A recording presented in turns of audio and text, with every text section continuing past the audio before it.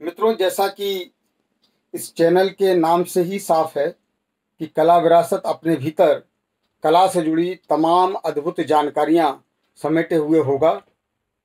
हम सब जानते हैं कि एक कला इतिहास का, संस्कृति का, समाज का, व्यक्तित्वों का, व्यवहारों का अपने आप में एक समुच्चय है जो अपने साथ अपने भीतर न जाने कितनी कहानियां समेटे रहता है। ऐसी ही कला की कहानियाँ, ऐसी ही कला की बारीकियाँ, ऐसी ही कला की जानकारियाँ ये चैनल आपको देगा। मेरी शुभकामनाएं कला विरासत के साथ हैं।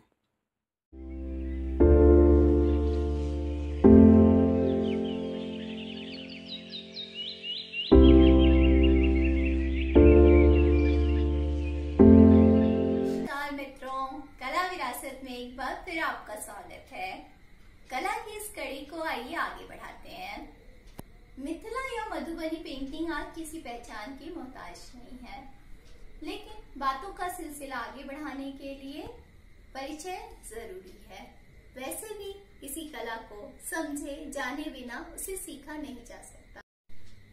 मधुबनी की शुरुआत रामायण काल से मानी जाती है, जब सीता स्वयंवर में राम ने सीता को वरण कर लिया। उसके बाद राजा जनक ने दशरथ को न्योता भेजा विवाह के लिए।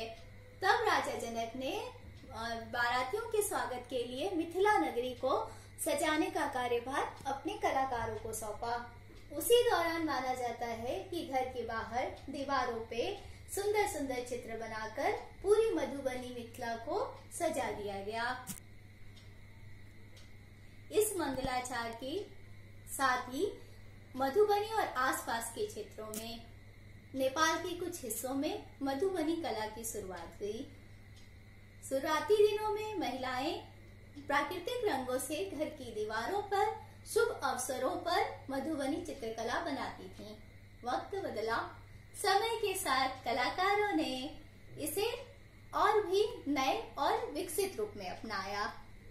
बड़े कलाकारों ने कई चित्रों के प्रयोग किए, फिर पेपर, कपड़े और भी अन्य कई माध्यमों में और कई चीजों पर मधुबनी कला दिखाई देने लगी।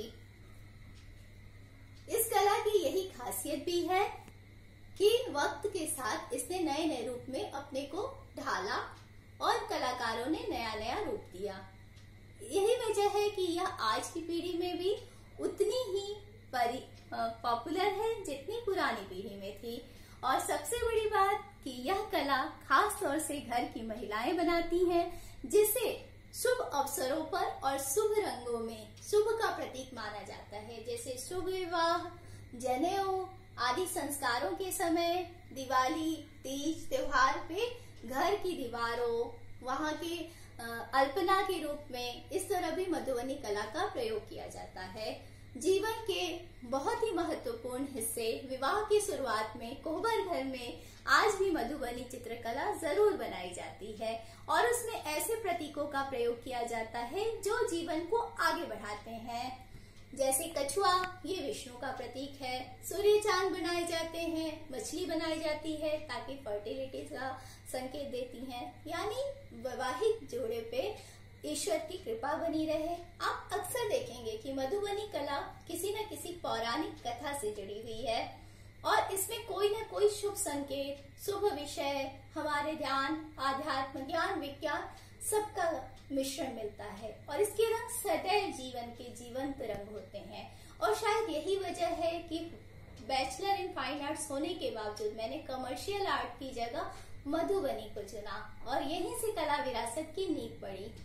और मेरा मानना है कि मेरे अलावा अन्य कलाकारों को भी इस कला से जुड़ने का, इसे आगे बढ़ाने का और विश्व पटल पे विभिन्न रूपों में परिमार्जित, परिष्कृत और नए रूप में प्रस्तुत करने का मौका मिले। नमस्कार।